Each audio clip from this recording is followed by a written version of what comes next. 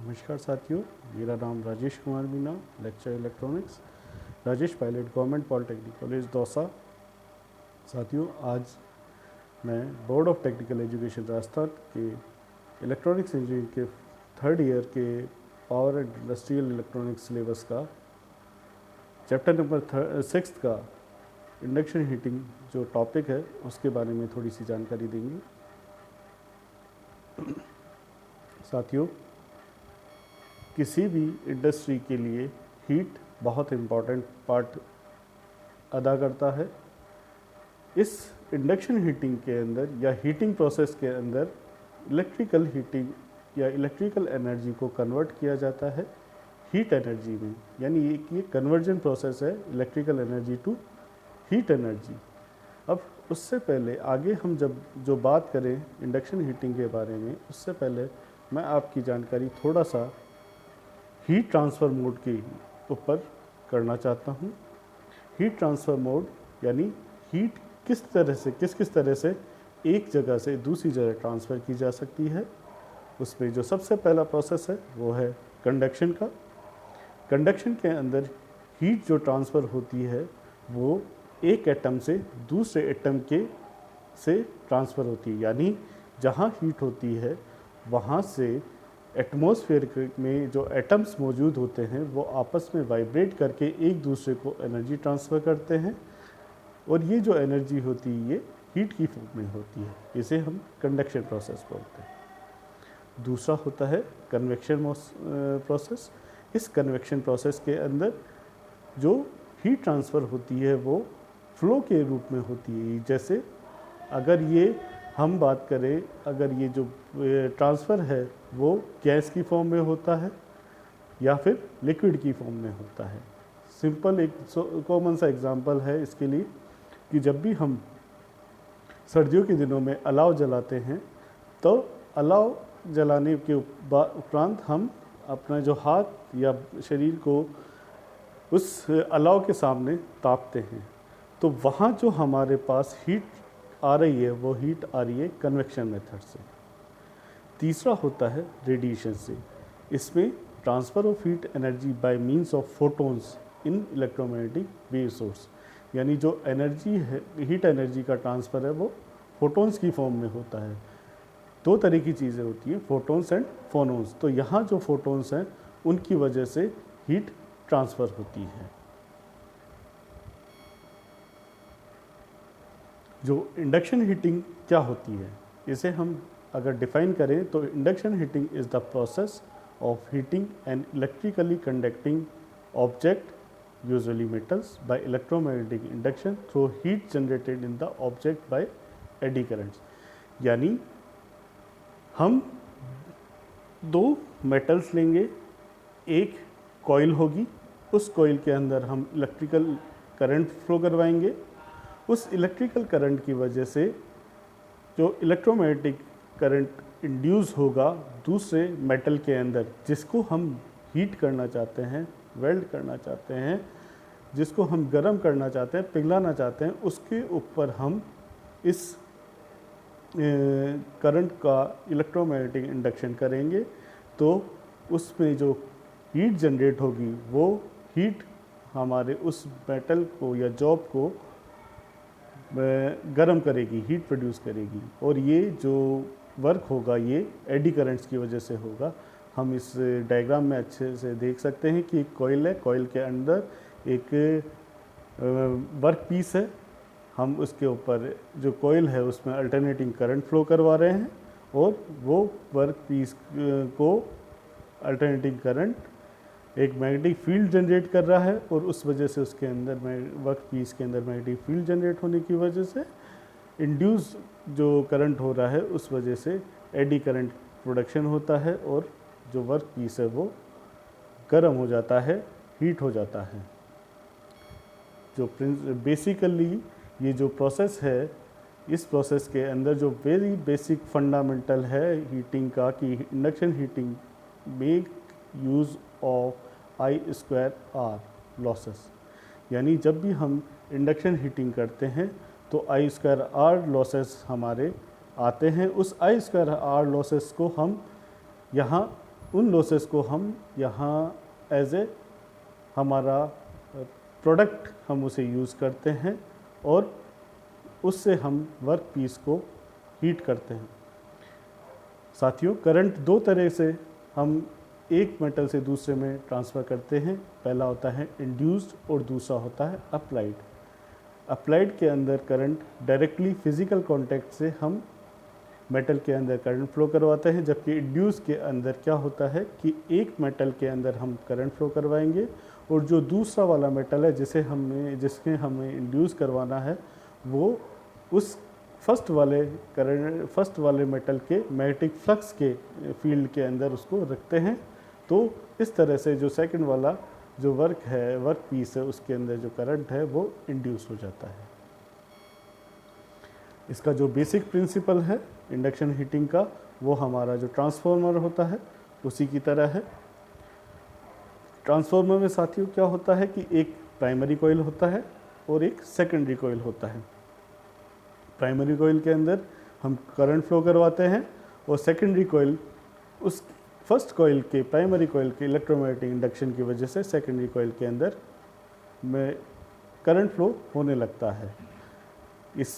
इस induction heating process में भी यही होता है कि हमारे पास प्राइमरी कॉइल होती है, उसमें हम एसी करंट फ्लो करवाते हैं और उससे इलेक्ट्रोमैग्नेटिक इंडक्शन होकर प्रोड्यूस होता है। उस इंडक्शन की वजह से जो हमारा वर्क पीस होता है उस वर्क पीस के अंदर एडी करंट्स फ्लो होते हैं, एडी करंट्स इंड्यूस होते हैं और उनकी वजह से उसमें एडी करंट्स की वजह से हीट जनरेट होती है और हीट जनरेट होने की वजह से वो जो भी उसका जो प्रोसेस करवाना होता है उसको मेल्ट करना होता है या उसको लंबा करना होता है वायर बनाने के लिए, जो भी प्रोसेस हम करते हैं वो कर सकते हैं उसको एक बार हीट करने के बाद भी। बेसिकली जो इंडक्शन हीटिंग होता है वो फर्नेस के अंदर होता है। तो ये दो तरह के फर्नेसेस होते हैं, डायरेक्ट कोर टाइप फर्नेस और इनडायरेक्ट कोर टाइप फर्नेस। पहले हम देखेंगे डायरेक्ट कोर टाइप फर्नेस क्या होते हैं। It consist of iron core, crucible and primary winding connected to an AC supply. यानी डायरेक्ट कोर टाइप फर्नेसेस के अंदर एक आयरन कोर होती है, इसके अंदर डायरेक्टली हम कोर को यूज़ करते हैं। दूसरा होता है क्रूसिबल। क्रूसिबल आप जानते हैं, क्रूसिबल होता है जिसके वो पात्र या वो फर्नेस या वो वेसल जिसके अंदर हम हमारा जो मेटल है जिसको पिघलाना चाहते हैं, मोल्ड करना चाहते हैं। और प्राइमरी वाइंडिंग जो कि एसी से कनेक्ट होती है। The charge is kept in the crucible. जो भी मेटल है, जो भी चार्ज है और ओर्स हैं, उनको हम क्रूसिबल में रखते हैं, which forms a single turn short circuited secondary winding, जो कि सेकेंडरी वाइंडिंग की तरह वर्क करेगा। The current in the charge is very high in the order of several thousand amperes. The charge is magnetically coupled to the primary winding. इसके अंदर हमारी जो primary winding होती है उस प्राइमरी वाइंडिंग के अंदर हम करंट फ्लो करवाते हैं और जो क्रूसिबल होता है जिसके अंदर हमारा चार्ज होता है वह जो भी मेटल पीस या वर्क पीस होते हैं वो उस क्रूसिबल में होते हैं जिसे हमने सेकेंडरी वाइंडिंग बनाया हुआ आता है। इस क्रूसिबल के अंदर या जिसे हम चार्ज का नाम देते हैं, इस पर हम सेवरल थाउजेंड एम्पियर्स का करंट फ्लो करवा देते हैं उससे अपने ट्रांसफार्मर इंडक्शन वाइंडिंग से, ट्रांसफार्मर वाले प्रिंसिपल से इंडक्शन वाइंडिंग में इलेक्ट्रोमैग्नेटिक इंडक्शन से हम उसमें सेवरल थाउजेंड एम्पियर्स का करंट फ्लो करवा देते हैं। अब हाई करंट होगा तो उसका जो हीट होगी I²R वो भी बहुत हाई होती है और उस वजह से हम मेटल को मोल्ड या मेल्ट करने में कामयाब होते हैं इस हाई इंड्यूस करंट की वजह से। सेकंड होता है indirect core type induction furnace. In this type of furnace, induction principle has been used for heating metal. यानी इसमें भी हम इंडक्शन प्रोसेस को, इंडक्शन का जो प्रिंसिपल होता है उसी को यूज़ करते हैं। In such furnace, an inductively heated element is made to transfer its heat to the charge. इस प्रोसेस के अंदर जो फर्नेस के अंदर इंडक्टिवली हीटेड एलिमेंट होता है उसको ट्रांसफ़र किया जाता है, उसको रखा जाता है, वो अपनी हीट ट्रांसफ़र करता है चार्ज पर। जब प्राइमरी वाइंडिंग इस सप्लाई से कनेक्ट होती है और वो सेकेंडरी वाइंडिंग जिसके अंदर जो मेटल कंटेनर होता है उसको सेकेंडरी वाइंडिंग की तरह ट्रीट करवाया जाता है।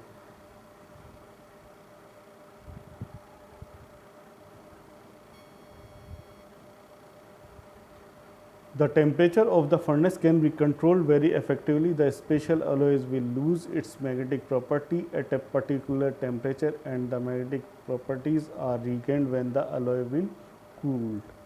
ये जब भी ये प्रोसेस इस तरह से है कि जब भी इसके अंदर से प्राइमरी वाइंडिंग के अंदर हम करंट फ्लो करवाते हैं तो उसकी वजह से एक मेटल कंटेनर होता है जिसके अंदर हम मेटल को रखते हैं। ये बेसिकली ये जो इनडायरेक्ट वाला जो मेथड होता है ये अलॉयस बनाने में काम में आता है या ओर्स को पिघला कर ओर्स में से मेटल एक्सट्रैक्शन में काम आता है। तो जब भी हीट इफेक्ट जब भी उसमें प्राइमरी वाइंडिंग के अंदर करंट फ्लो करवाया जाता है तो उस करंट फ्लो की वजह से जो मेटल कंटेनर होता है जिसमें चार्ज एक्यूमुलेट करके रखा जाता है, चार्ज रखा जाता है, वो सेकेंडरी वाइंडिंग की तरह काम करता है और उसके अंदर वो मेटल कंटेनर जब गर्म होगा तो वो अपना हीट जो है वो उस हीट को उन चार्ज पर ट्रांसफ़र करता है। इसके एडवांटेजेस देखिए, इस प्रोसेस के एडवांटेज होता है कि इसमें जो time taken to reach the melting temperature is less, यानी ये बहुत फास्ट काम करता है क्योंकि करंट की जो I²R होता है इसका जो हीट है वो I²R पर डिपेंड करता है, यानी टोटली करंट पर डिपेंड करता है। तो करंट की स्पीड हाई होती है, इस वजह से करंट के चार्ज के फ्लो की स्पीड हाई होती है, इस वजह से जो time taken to melt material is less.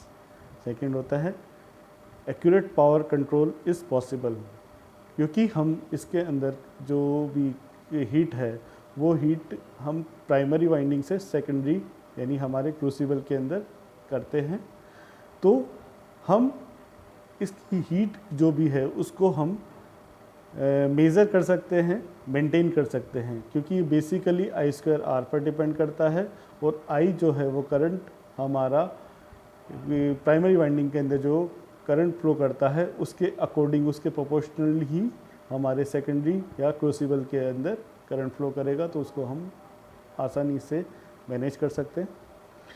Any shape of crucible can be use, इसमें ऐसा कोई नहीं है कि हमें राउंड शेप का ही क्रूसिबल चाहिए, हम किसी भी तरह का क्रूसिबल हम यहाँ यूज़ कर सकते हैं, क्योंकि ये जो प्रोसेस है वो शेप पर ना डिपेंड करके और करंट पे डिपेंड करता है। The eddy current in the charge result in automatic steering.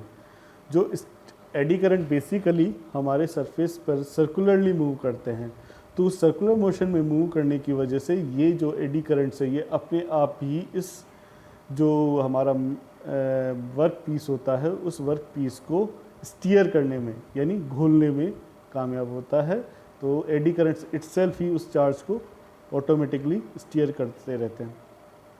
इस प्रोसेस में कोई